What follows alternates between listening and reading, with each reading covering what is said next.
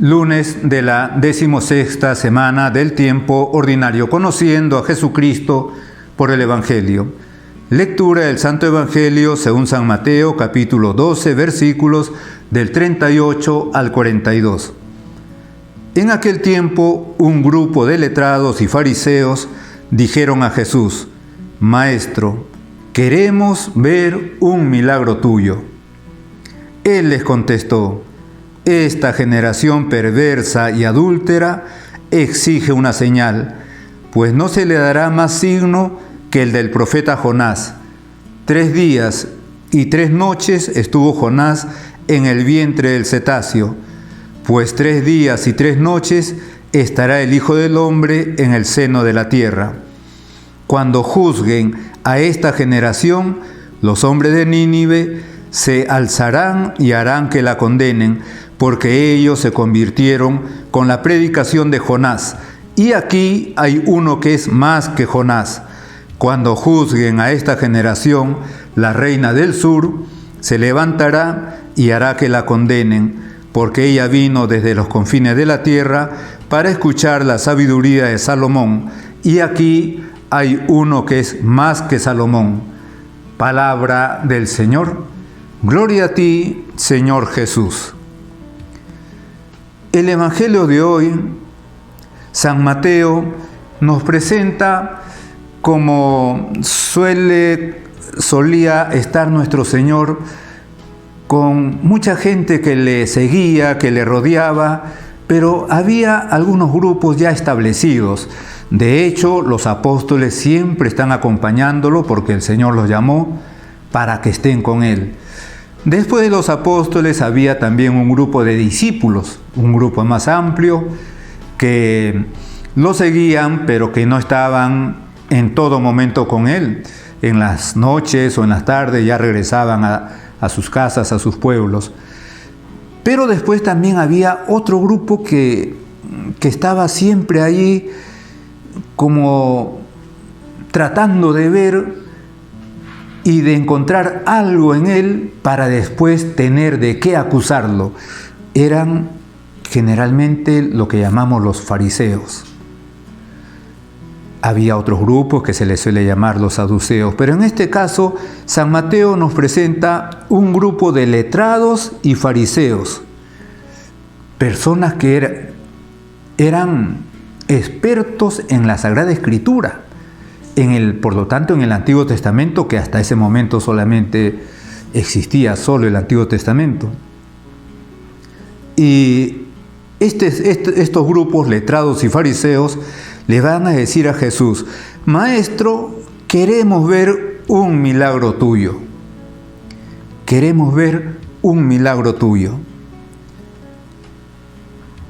Es una petición que tiene mucho de malicia, porque ya nuestro Señor venía realizando de una manera, podríamos decir, cotidiana, frecuente, esos milagros. Más aún, venía realizando lo que los profetas habían anunciado desde siglo antes, lo que iba a realizar el Mesías, sus palabras, sus conversiones, sus milagros, resurrección de muertos, expulsión de demonios, curación de leprosos, el sometimiento de la naturaleza. Es decir, nuestro Señor venía cumpliendo lo que habían anunciado los profetas. Y sin embargo, este grupo de personas le van a decir: queremos ver un milagro tuyo.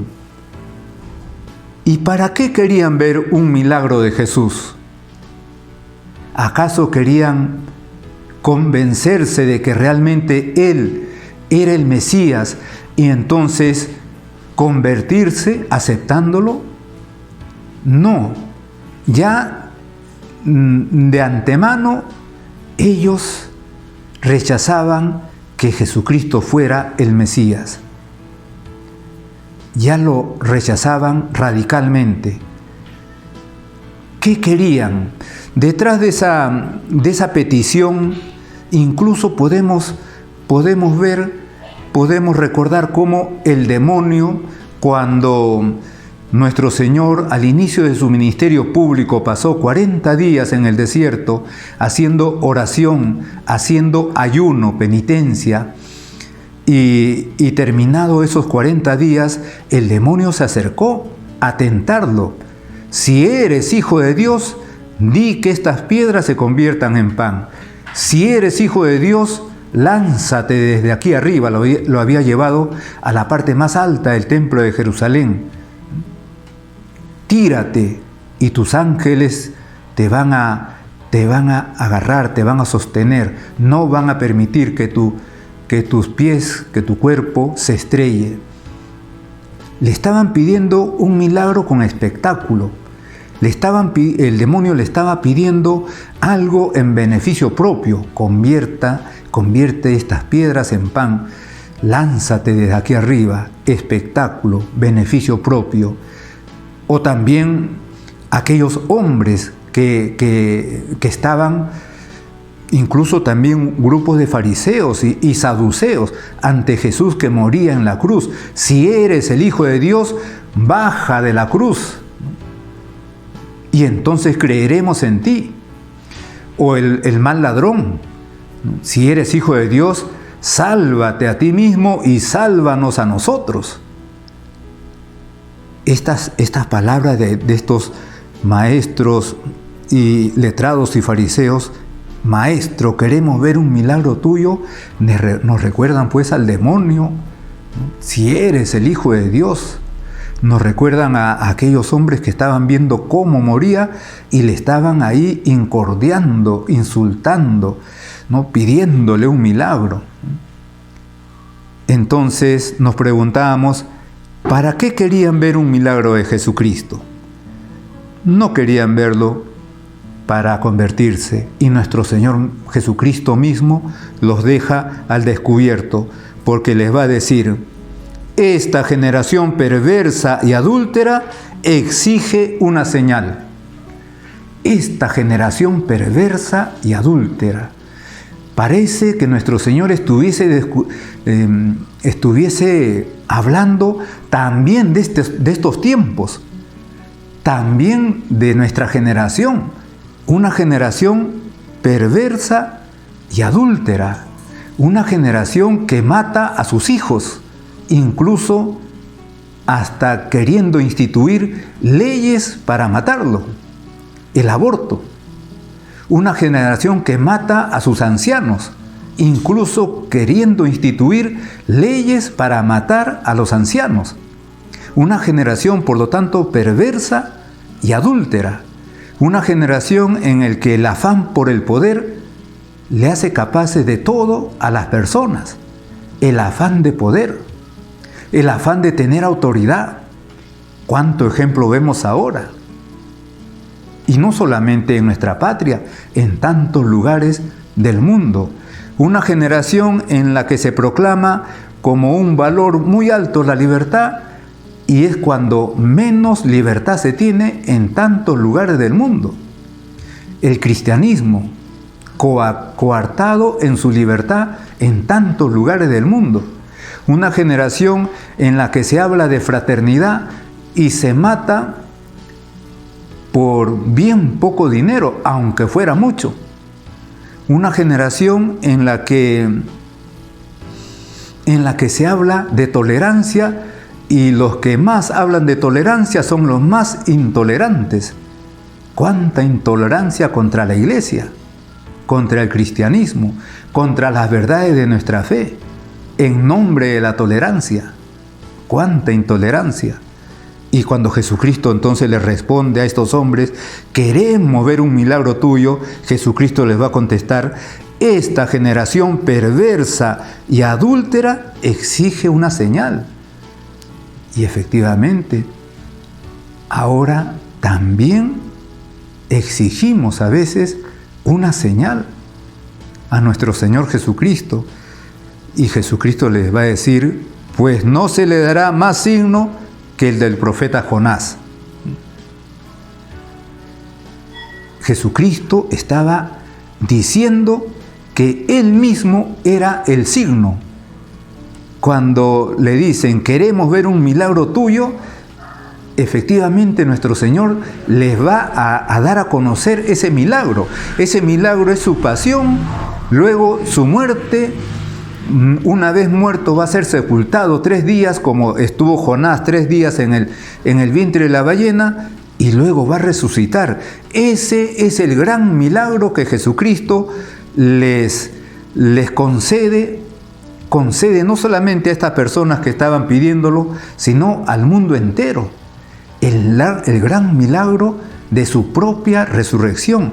Ese es el signo, ese es el milagro que Jesucristo va a dar en ese momento, y lo va a dar para la eternidad, para todos los tiempos, para los hombres de todos los tiempos.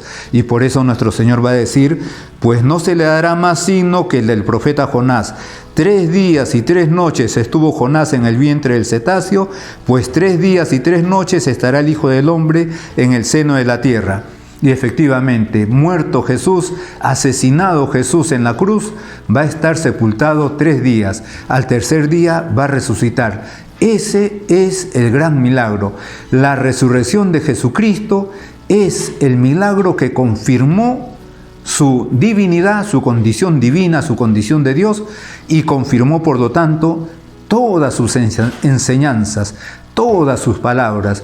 Por eso San Pablo pudo decir a los cristianos de Corinto: si Jesucristo no ha resucitado, mentira es nuestra fe, vana es nuestra fe, somos los hombres más engañados. Inmediatamente San Pablo va a decir: pero no, Jesucristo resucitó para gloria de Dios Padre. Efectivamente, ese es el gran milagro, ese es el gran signo, es el misterio pascual, pasión, muerte y resurrección de Jesucristo. Misterio pascual que se hace presente en cada celebración de cada misa.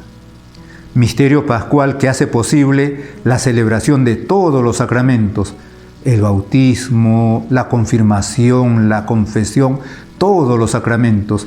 Misterio pascual que desde que se proclamó, empezando por María Magdalena, Cristo ha resucitado, nunca ha dejado de resonar el eco de esa proclamación, de ese querigma. Nunca ha dejado resonar. Y este es el milagro que pedían, y este es el milagro que Jesucristo les da. Y después le sigue diciendo a aquellas personas: cuando juzguen a esta generación, los hombres de Nínive se le alzarán y harán que la condenen, porque ellos se convirtieron con la predicación de Jonás, y aquí hay uno que es más que Jonás. Y luego va a hablar de Salomón, ¿no? Cuando juzguen a esta generación, la reina del sur se levantará y hará que la condenen, porque ella vino desde los confines de la tierra para escuchar la sabiduría de Salomón, y aquí hay uno que es más que Salomón. Jesucristo les está diciendo: si gracias a la predicación de Jonás, la gente de Nínive, que era capital de Asiria, se convirtieron, y gracias a la presencia de Salomón y su sabiduría, la reina del sur se convirtió y también admiró la sabiduría de Salomón. Y Jesucristo va a decir: aquí hay uno que es más que Jonás, uno que es más que Salomón. Entonces, con cuánta más razón a aquellos que vivieron en su momento, que lo vieron a Él, que le vieron resucitar muertos, expulsar demonios, curar leprosos, con cuánta más razón Dios le va a exigir cuentas. Pero eso mismo también se puede decir de nosotros. También entre nosotros sigue Jesucristo. También entre los que más aún tenemos más posibilidades. Hay poblaciones en las que hay más posibilidades de tener a Jesucristo, por ejemplo, diariamente a través de la Santa Misa, porque está en el templo de nuestro pueblo, en el sagrario. ¿Cuántos otros lugares no lo tienen de esa manera? Lo tienen únicamente quizá una vez al año. Y entonces también se nos va a exigir esto, el que tengamos a Jesucristo con nosotros y quizá no lo estemos aprovechando. No lo estemos aprovechando, y Jesucristo lo está diciendo aquí a estas personas. que le habían preguntado y que le habían pedido: Maestro, queremos ver un milagro tuyo. Queremos ver un milagro tuyo. Bueno, la gente de Nínive escuchó las palabras de Jonás. La reina del sur escuchó la sabiduría de Salomón. Jesucristo va a decir: aquí hay uno más que Jonás, más que Salomón, es decir, él mismo.